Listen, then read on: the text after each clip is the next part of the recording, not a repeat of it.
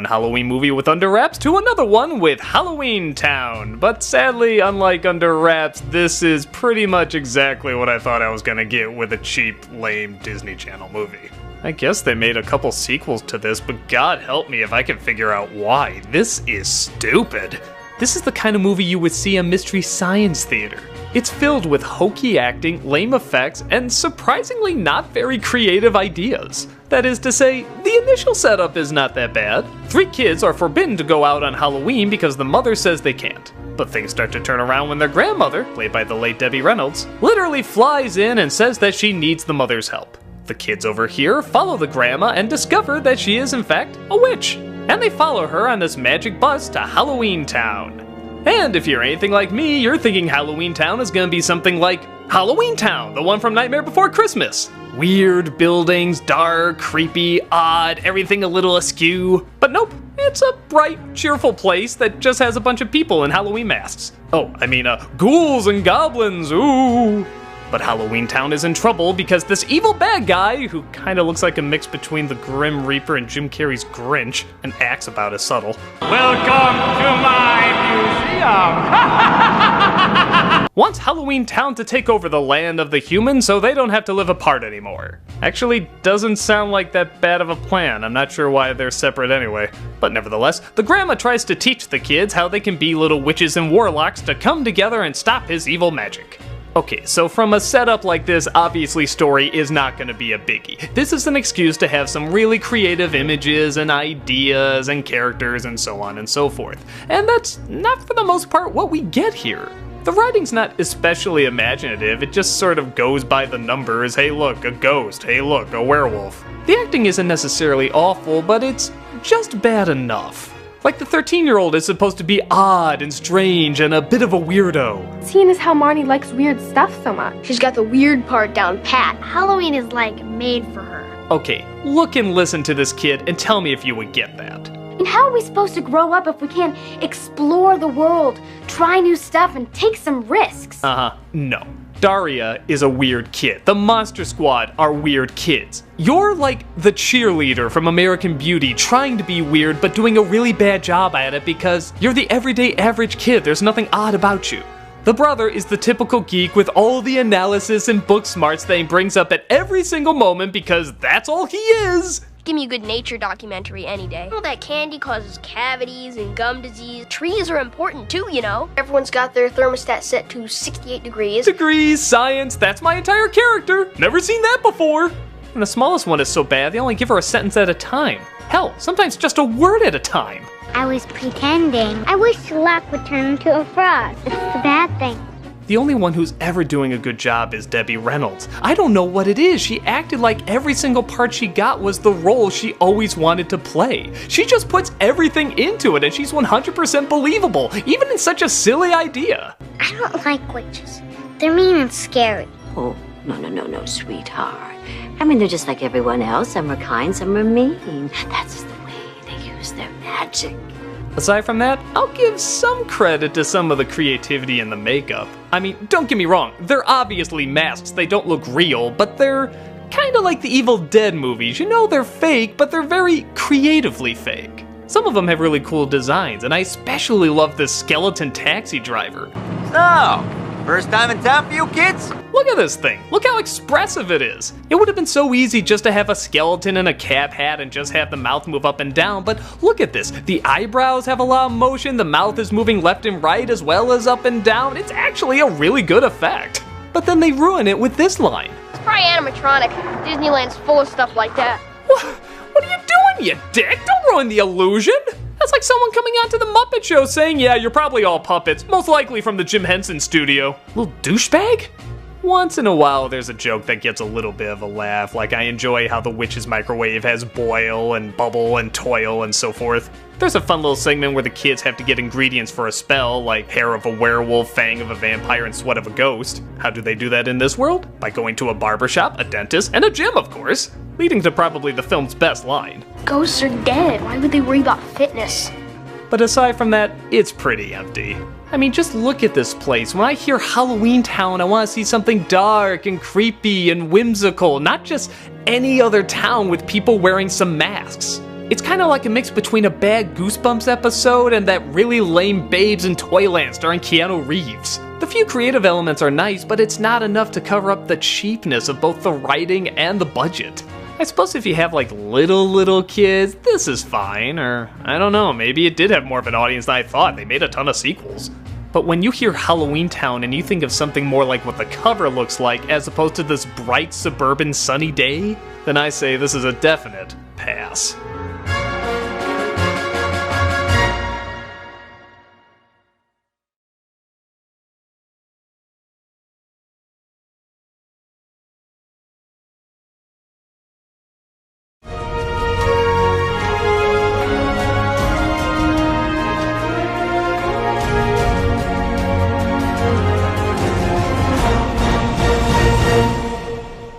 When I started telling people I was doing the direct-to-DVD sequels, a lot of people were saying that Lion King 2 actually was okay.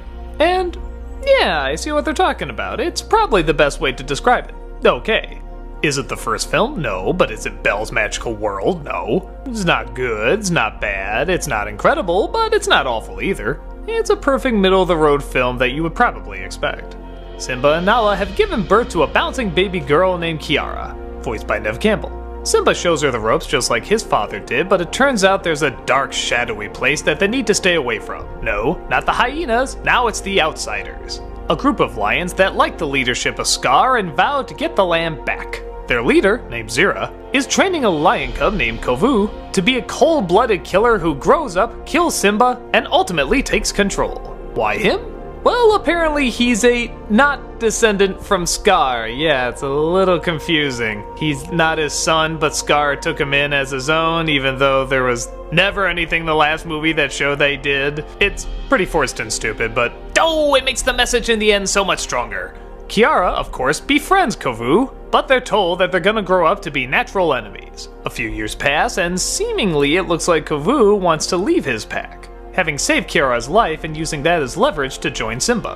What they don't know is that Kovu is actually planning to kill Simba when he has the chance. Wouldn't you know it, the two just happen to get along and of course fall in love, and that makes things really complicated.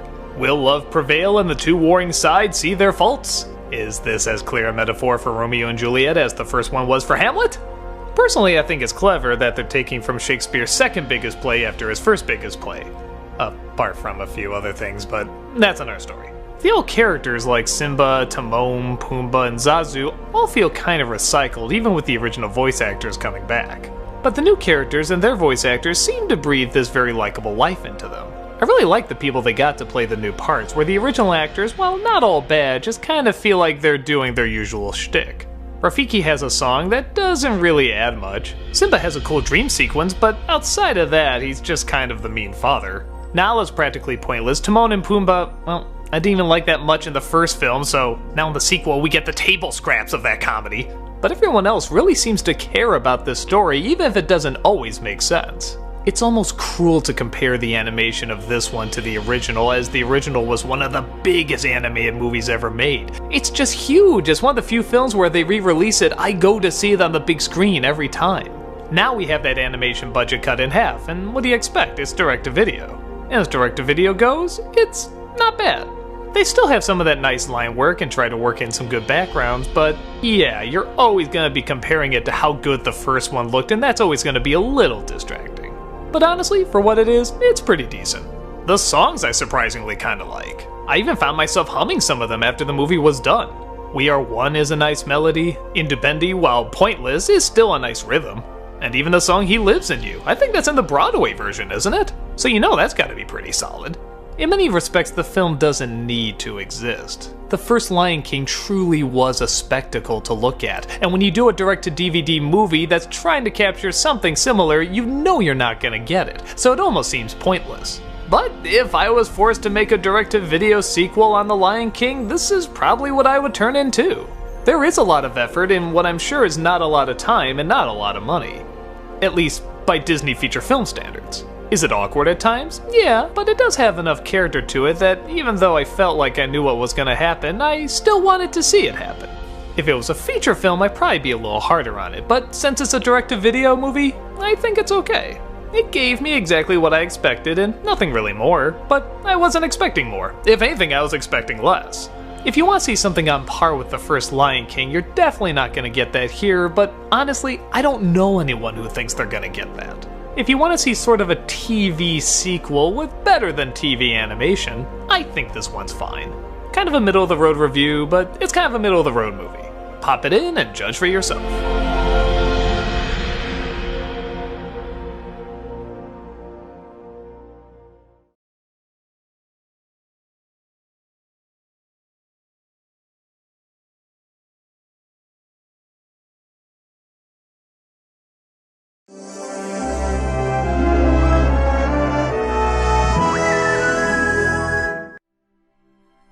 With Toy Story being kind of a surprise monster hit, it was no wonder that there was a big rush to get out their next film, A Bug's Life.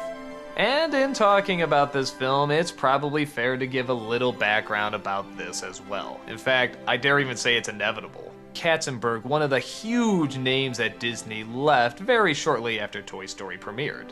And apparently, Disney and Pixar were already working on their next CG animated film about bugs. Well, Katzenberg left to start up DreamWorks, and guess what? He thinks he owned that great idea about CG animated bugs. So it was a giant race to see who could get their CG family-friendly bug movie out first. That's right, that summer, only within weeks away from each other, we had the movies Ants and A Bug's Life. It was very bizarre. So kind of harsh to say, it does make sense to actually compare these movies just a little bit.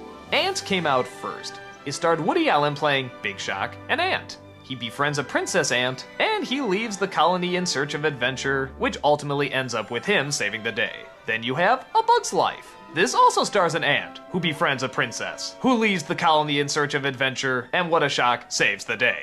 They sound pretty similar, but in reality they actually are pretty different. Ants was a little bit more like a Woody Allen film, except mixed in with some adventure, action, and so forth. A Bug's Life was much more family-friendly and colorful. Now, I personally think Ants is the better story. I like the characters more, I think visually it was a little bit more interesting, and the idea was a little bit more creative, and the moral was sort of fun at the time. But let's be fair to A Bug's Life and just judge it on what it is. We have an ant named Flip. He's part of a colony of ants that constantly uses a lot of their food rations to feed the grasshoppers. They're led by a meanie played by Kevin Spacey. Essentially, they're just bullies that like to take advantage of the fact that they can push around the ants and they can get them food. But Flip doesn't like that. So he ventures off and tries to find a group of warrior bugs to come in and fight the grasshoppers off.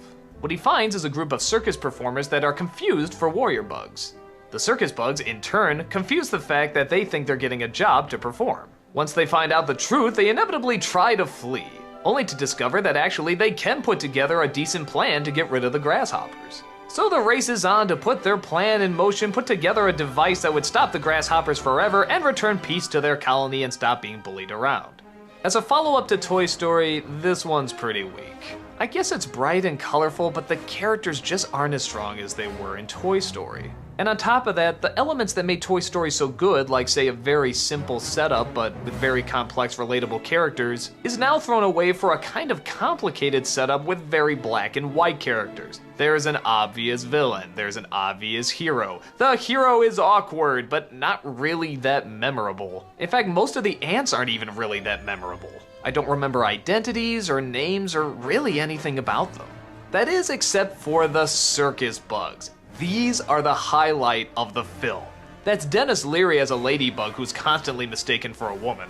That's David Hyde Pierce as the stick bug who's constantly used as, well, a stick. You have a group of acrobatic bugs who can't speak any English. In fact, I'm not even sure what language that is. You have a ditzy black widow, a fortune teller who can't see 2 feet in front of him, a giant caterpillar with a super thick accent. The list goes on. The way these characters work off each other and the constant one-liners are just hilarious. The point where they finally figure out that they're supposed to be warriors and not performers is one of the highlights of the film. Look how cowardly they suddenly all turn. Anything with these characters is great. But sadly, as I said before, the rest of the film is kind of bland. Is it terrible? Not really. I mean, it's a standalone film, it's kind of just your generic story of mistaken identity. But sadly, that leads to the generic consequences as well. The liar reveal, which as most of you know, I hate. God, I despise this part in movies where you know the hero's just gonna be taken back, but because they found out the person was a liar, they have to throw him out and act like he's not part of the group. What? Hey, wait a minute, this is actually a good idea. And it turns out to kind of work in the end. It's not funny, it's not suspenseful, it's not dramatic because we know everything that's going to happen. Maybe if the main characters were a little bit more engaging, but they're not. They're just kind of generic too. But to be fair, for a lot of people, they don't mind this kind of story. They enjoy this kind of story. They like watching it. They like seeing the hero go through this journey where they're cast out only to get the nerve to come back and be strong again. And you know what? If it does it for you, great. Because really, in the end of the day, A Bug's Life doesn't have anything terrible in it. It's just stuff we've seen before. But if you don't mind seeing this stuff, it still has a few good highlights, like I said, the circus bugs and the colors. But for me, both as a standalone film and especially as a follow-up to Toy Story, this one seems pretty weak. I don't hate it, I just don't think it's especially strong. The circus bugs are great, sometimes the grasshoppers look cool, but the story and characters for me are sadly minuscule.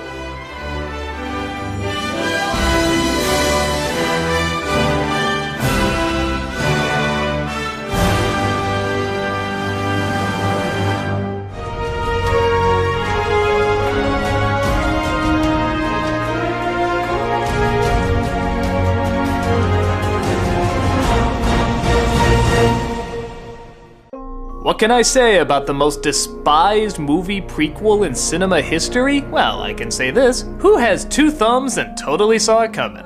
This guy. That's right, I've been waiting years for these bragging rights and now it's finally come. I knew from the first trailer that this was gonna be a bad movie. It just kinda came down to logical deduction. Lucas only directed one Star Wars film. And as impressive as it was, it had a lot of problems. The writing was hokey, the acting was stilted, and there's a lot of things that didn't always make sense. But he had a lot of people to give him advice and limitations, so it still turned out a good product. Then, years later, after barely directing a thing, this guy is suddenly supposed to direct a masterpiece? Though, in all fairness, even I couldn't guess it'd be this bad.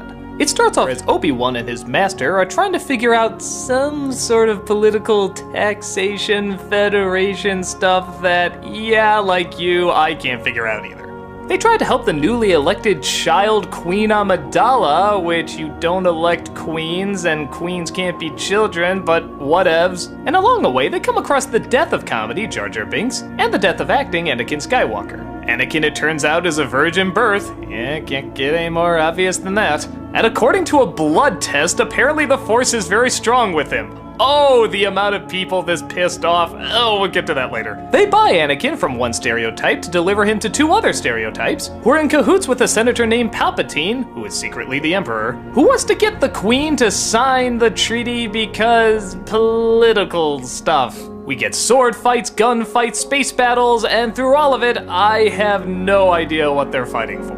But who cares, right? In the original, it was just an evil empire. We didn't really know their politics. They were just kind of evil, so maybe we can just do the same thing here, right? Well, that would work if the characters were the least bit interesting. And by God, are they not. My complaints are your complaints. The acting is so wooden, the writing so 5th grade, the effects way too computer generated, the comedy way too kindergarten, the stereotypes way too offensive. Yeah, what else can I say about this that every other person on the planet hasn't said?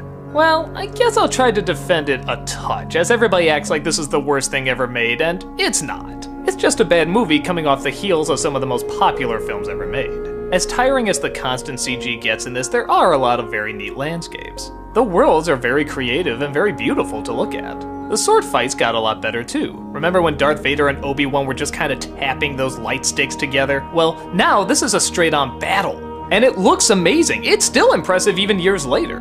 And whether you see it as a good thing or a bad thing, there is something interesting watching a guy's dream suddenly come to life with nobody getting in the way.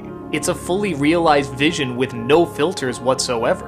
And as someone that loves film and artists, it's interesting to see. It just so happens it's not very good, but it's still interesting. Was this always planned from the beginning? Probably not, but it's also kinda neat to see the changes he'd want to make, and yeah, what happens when a filmmaker stays away from his craft so long? I can even make a small argument for the midichlorians. It's been proven that a lot of people that seem to have a spiritual essence or a lot of energy, the water in their blood is affected. So in a very slim way, you could kind of make the argument that this is credible and doesn't get in the way of the philosophical and religious aspects, but even I admit it's very, very slim. I'm just trying to offer an interesting point of view. But yeah, like everyone, I thought this was a turd also. The story's too complicated for kids to follow, and the dialogue is too childish for adults to follow. So unlike the original three where it spoke to both, this one speaks to neither. I'm hearing more and more that there are a lot of kids that grew up with this because, hey, they like Jar Jar, they like poop jokes, and they like a lot of the visuals. Which is interesting when you watch them grow up and realize that the original three films were much better than this. Honestly, the most entertaining thing about this film is the fan reaction. The fact that people waited days in line and then were in such denial when they found out it was bad. They didn't even admit it was bad. They tried to bargain with themselves and be convinced that it was actually good, but over time, nobody could defend the poop jokes. Nobody could defend the racial stereotypes. As much as critics at the time actually tried to say this was a good movie, yeah, look up the reviews at the time, they tried to defend it, it showed in full view the power of hype. And how long it took for so many people to admit the Emperor has no clothes. Honestly, in many respects, it's kind of an important movie for that. It shows that artists are flawed and there is no perfect project. Hell, even the original Star Wars had a lot of stilted acting and hokey dialogue. For a lot of fans, this was the bursting of the bubble, the ending of the fairy tale, the having to face real life. But there's advantages to that too. It tells people that, hey, you don't have to be perfect to make good stuff. You can learn, you can change things, you can make stuff better. Even your heroes aren't always your heroes. And that's okay, you can be inspired to do better work. If you're one of those people that claim Lucas killed your childhood, you never had a childhood to begin with. Or you're constantly trying to stay in it and reject your grown-up world. Bottom line, he got his vision made, and it sucked, but at least he got it made exactly how he wanted it. It still did well at the box office, so you can't claim it's a waste of money. But yeah, after years of spin-off books and spin-off games and so much that was being done with the Star Wars universe that Lucas had little involvement with, did I expect a lot more? Oh yeah. But it's still such an interesting turnout in how strange and awful it is that it's kinda something to analyze. We'll never know, was it just too many yes men, or was he away from filming too long, or was he never really that talented to begin with, it was just other people that made it work? It's one of the great mysteries that's fun to speculate. And if you like it, great! I wish I could have such an innocent mind not to see all these offensive stereotypes. I'm sure he thought he was doing some sort of clever commentary, but if you don't see how this movie can piss off a lot of people, enjoy it. You're definitely part of a rare minority, and don't let anyone take that away from you. But for me and a lot of other people, it's as if the voices of millions of people cried out in terror, and were suddenly never given their money back.